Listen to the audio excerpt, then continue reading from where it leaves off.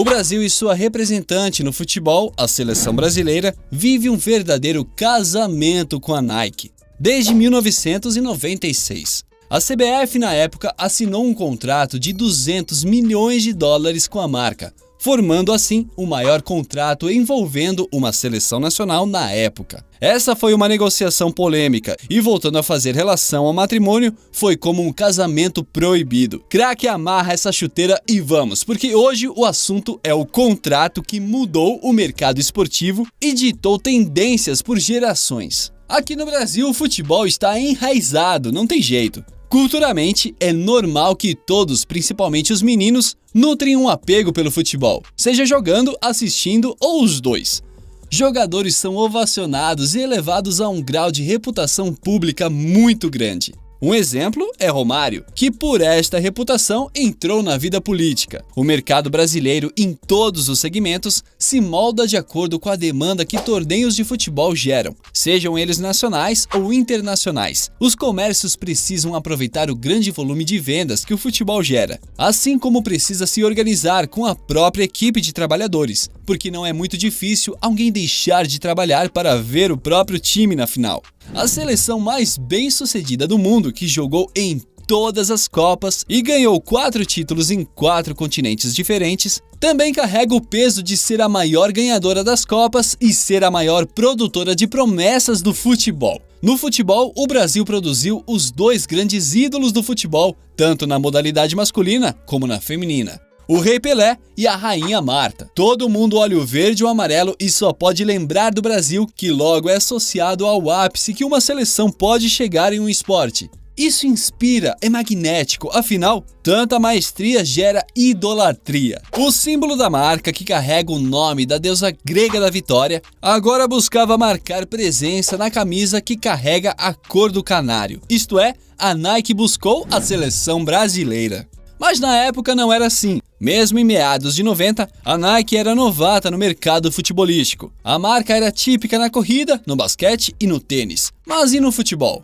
Antes, a única transação feita com o futebol havia sido em 80, com o patrocínio da Ian Rush. Mas não deu muito certo. No entanto, a Nike era encabeçada pelo malandro Phil Knight. O cofundador da marca admitiu que eles precisavam do Brasil. As palavras dele foram: "Só vamos entender o futebol de verdade quando enxergarmos o jogo pelos olhos dos brasileiros." Bom, dito e feito. Em 11 de julho de 1996, a Nike pediu a mão da CBF por 200 milhões de dólares, por um período de 10 anos. O acordo foi revolucionário, pois em 98 a Nike apresentou o seu primeiro time de peso, sem que dependa de um só patrocínio. O comercial era da seleção jogando bola no aeroporto. Em 2002, a Nike lançou o comercial The Secret Tournament. O comercial, com 24 partidas da Nike, contou com eventos em 13 países. E foi o maior feito comercial da Nike até hoje. No mesmo ano, o Brasil foi penta através dos gols de Ronaldo, que calçava Nike. 3 anos depois, no começo desta plataforma em que estamos, a Nike postou um vídeo de Ronaldo Gaúcho, que acertou o travessão 4 vezes seguidas, sem deixar a bola relar no chão. A Nike fazia questão de expor o Brasil, seu pioneirismo do marketing digital esportivo no decorrer dos anos, com diversas campanhas envolvendo os mais diversos conteúdos digitais em parceria com o Google. O Brasil ajudou a Nike a protagonizar o patrocínio das grandes seleções do mundo. A fórmula foi duplicada, triplicada, quadruplicada, e quando perceberam, a Nike tinha o monopólio dos times das Copas do Mundo. Em 2022, a Nike patrocinava 13 das 32 seleções da Copa do Mundo. Das 13, Nike estava presente em 2 das 4 semifinais. A Adidas, com 7 times, e a Puma, com 6 times, sendo a segunda e terceira colocadas, precisam se unir para se igualar à Nike.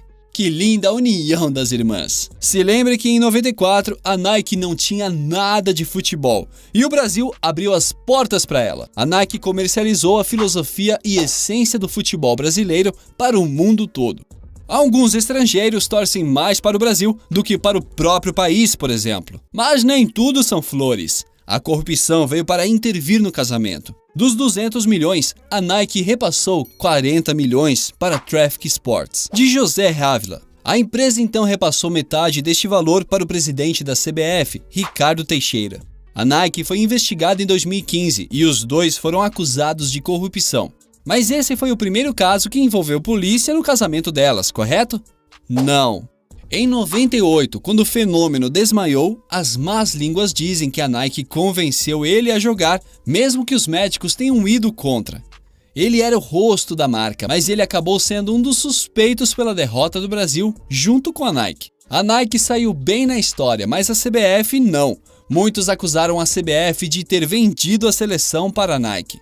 A ideia de vender a alma veio daí. Há a impressão de que a Nike explorou a imagem brasileira. E nos esquemas de corrupção da CBF, assim como em grandes acontecimentos negativos da seleção, a Nike sempre esteve lavando as próprias mãos. Há quem concorde com Aldo Rebelo, que diz que a CBF deveria ter vendido a seleção enquanto espetáculo e não como produto.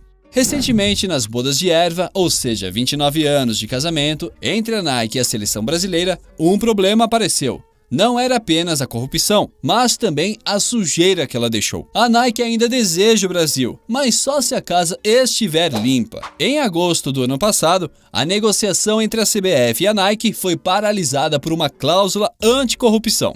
O contrato atual é até o final de 2026, mas o alto escalão da confederação estava desejando o aumento dessa união. Entre as opções estavam ampliações até as Copas de 2032 e até 2036. Mas, tirando valores e prazos, a Nike quis tratar da imagem e da lealdade da união. Ela foi clara, só continuaria as negociações se o papel de compromisso da confederação deixasse claro que a CBF estava cortando todos os laços com todos aqueles condenados por corrupção.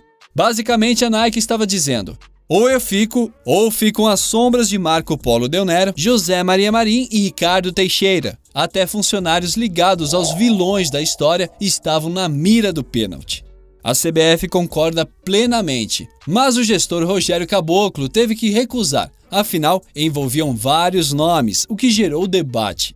Outro problema foi o afastamento definitivo de Rogério Caboclo da presidência da CBF, que estava sendo acusado de assédio. Os termos do acordo atual são 32 milhões de dólares pagos à Nike para a seleção, e há sinais de que a empresa americana toparia um acordo renovado até 2030, mas com o reajuste de valor. Craque, essa foi toda a novela das 9 que o Brasil viveu, vive e vai viver com a Nike.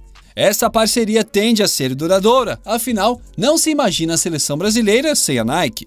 Como já se dizia a música, avião sem asa, fogueira sem brasa, futebol sem bola e seleção sem Nike, sou eu assim sem você. Craque, e aí? O que você acha? Comenta, dá aquele apoio de like e inscrição pro canal, porque é muito importante. Compartilha com aquele seu amigo que é pró Alemanha Adidas e prova pra ele quem é melhor. Valeu!